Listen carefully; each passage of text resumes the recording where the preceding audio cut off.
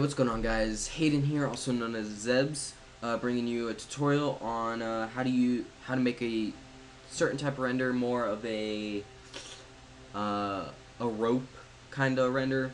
I'll show you what I mean in a second. I guess I could show you a couple examples if I can find them.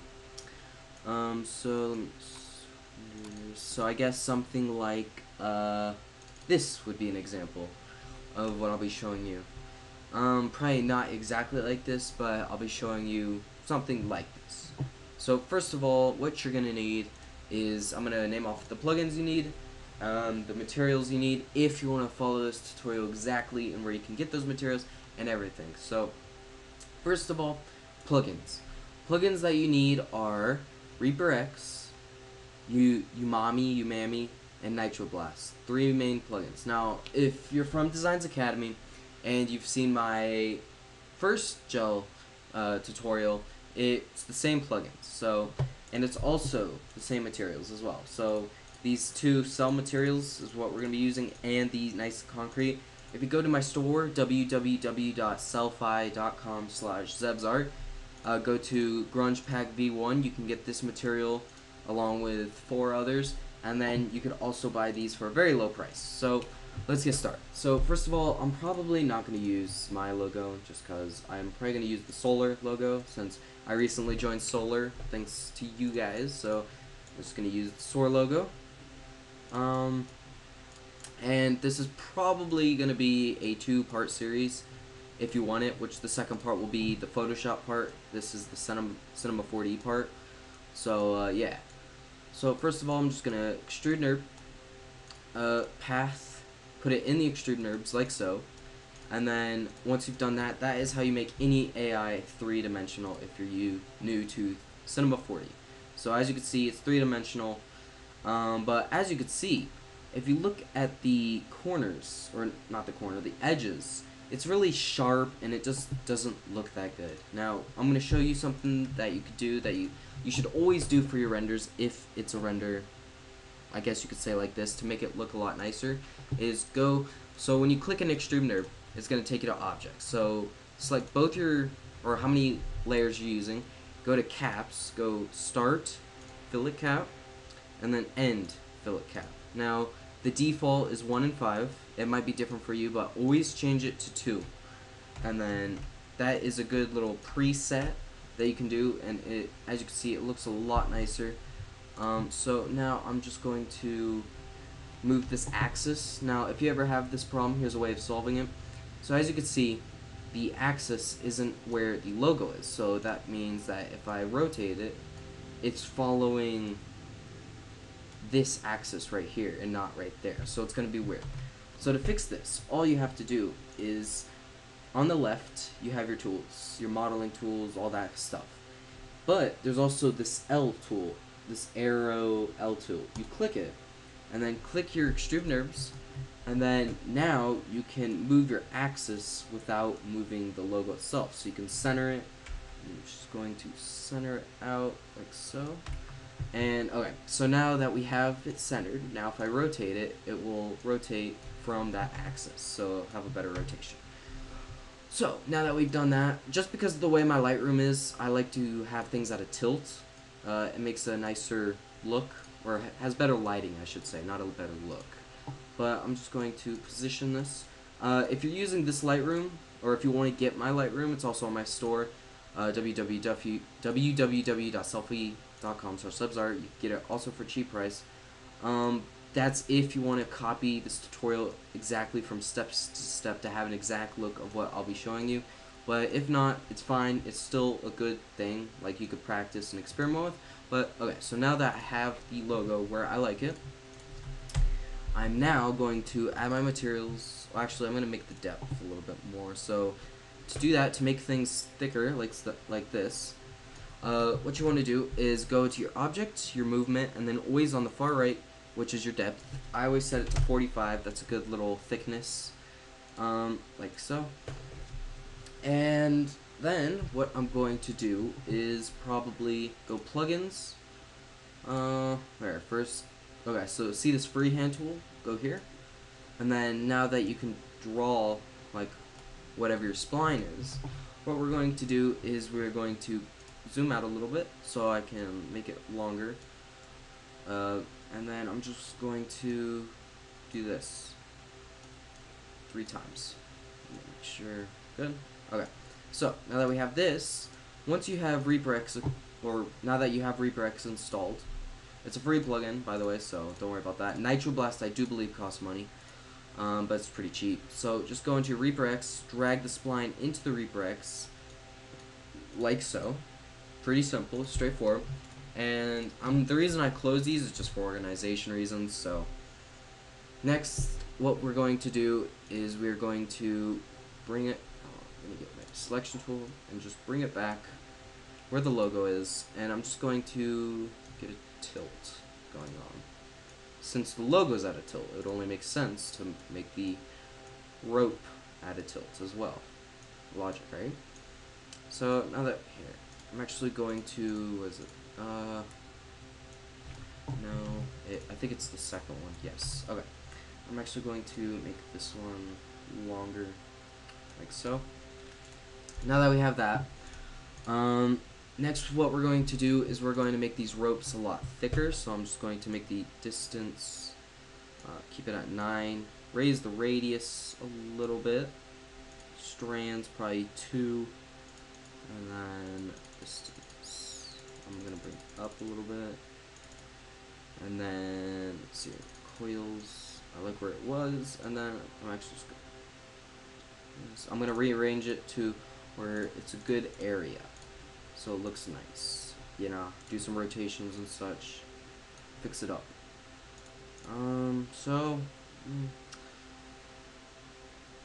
I'm actually going to make the logo at a tilt now, so something like this, more in it, I should say. And then now if I run this out, it actually might take a second. No, it's not too bad since I have no materials on it. It looks alright, I like it. One problem though, I don't think it'll matter actually. So the next step is Umami, or Umami, I don't know how to pronounce that, but anyway, once you have that installed, you might want to install the plugins first before you actually, you know, mess with all this, instead of installing it one at a time as you're following along the tutorial. Not a recommended thing to do, but to use Umami, I'm just gonna say Umami, I like it. To use it, it's really easy. All you go into spline, go into spline, go to randomize position and rotation, and on the right set all of these to 360. This is a good little preset I use for things like this. Boom. And I'm just going to drag it behind where the logo is. And then let's say I wanted more splines. I'm just going to raise the number of splines, you know, kind of. You can do number of segments if you'd like. I usually keep a low amount, 4 and 12. I actually might raise these up a little bit. Something like this, I guess. So once you have your where you like it, also, if you want to keep randomizing it, go into your random seed and just mess with these arrow keys, where just make random numbers, and it's a random generator. I like where mine's at, so I'm not gonna mess with it. But yeah. So now you're thinking, hey, if I run this out, why is there just lines? So, or I mean, if you run this out, it's not showing up. So to do this, all you have to do is go into your mesh, go into this tool that we used our freehand, click it, and then go into circle. And then click your thing, go into mesh, and then click the circle while you're still clicking it, drag it down to profile spline, and then boom, you're gonna notice this beautiful looking thing. I don't even know what that is. I mean, if you're amazing at graphics, you could do something cool with this, but it's kind of difficult. So go into your circle now to edit the shape. So you're here, now you go to circle, set your radius to about 10. This is a good little like thing I like to have it at, is 10. And then now you have this nice looking these spikes, kinda, you know, add a little bit more effect, so something maybe about right here. So that looks pretty nice, I'd say. The reason why I'm not adding my materials, I'm gonna add all those in a second. I'm just getting all my like main presets down. Well, not presets, but like main like area down. And then the next step is get a sphere. Okay. With the sphere, you're just gonna make it smaller, like so. Duplicate it. Down here, I guess, just somewhere random. Boom. Boom. Oops. I guess this will work. So, whoops. Wait, oh, I was holding it. Boom. Okay. So select all the circles and just drag it behind the render. I actually might make it smaller. Something like, well, do I want to do that? That's the question. Well, I guess, yeah, I'll do it. So, yeah, just keep duplicating it all around to where each piece is showing a little bit around the render. So something like this. Boom. I'm going to have to add materials to all this. Think about it. It's going to be kind of annoying. I'm just going to do something right here. And then another one right here. This is just going to add some effect to it. Actually, I'm going to make less showing, because too much is showing right now. So here, just going to less showing, because it's hard to explain, but you don't want to have too much of this showing. Just small bits. I kind of messed up there. Boom. That one's fine. These are, drag these up a bit, and then I guess drag these up a bit. Okay, that'll work, I guess. A lot of talking. So, now that we've done that, now we're gonna add our materials. So I guess I'm just gonna start with adding all the gel materials. Boom, boom, add one to each little thing. I'm just gonna start from the bottom. So now I'm gonna show you a little trick. Tips with Hayden. You could do this individually, but it would take ages. So what you could do is hold Control, or I don't know what the command is for Mac. So whatever Control would be on a Mac, hold that, click, boom. You could just drop it down. A lot quicker than doing it individually. And now you might be thinking, hey, why aren't you doing cubic seamless? I'm going to show you another trick in a second that will save a bunch of time. I'm just getting all the materials down on the spheres. It's a bad idea, actually. I should have put the material on first. I wouldn't have had to do this then.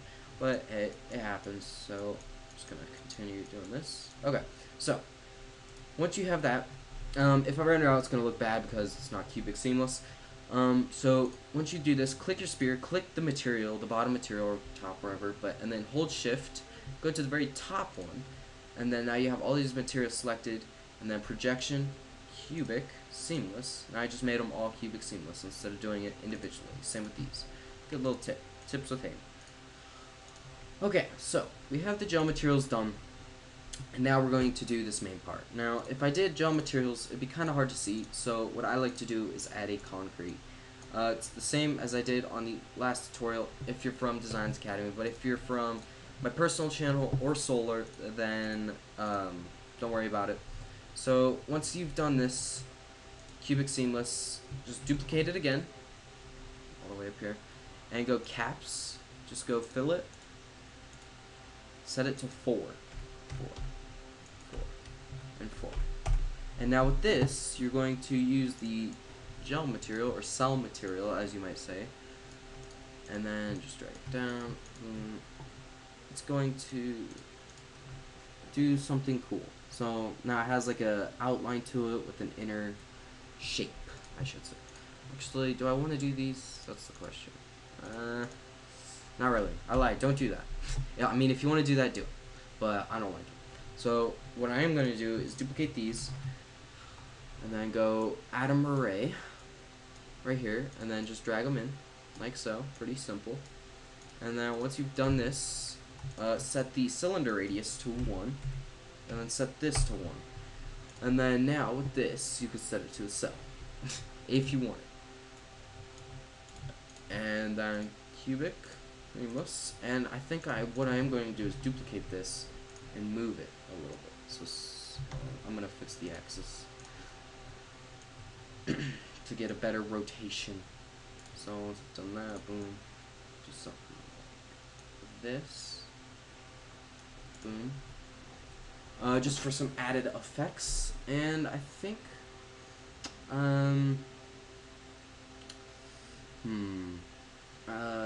well, nah, never mind, I'm not gonna do that. So once you've done this, I'm just gonna fix this again. It's really bugging me.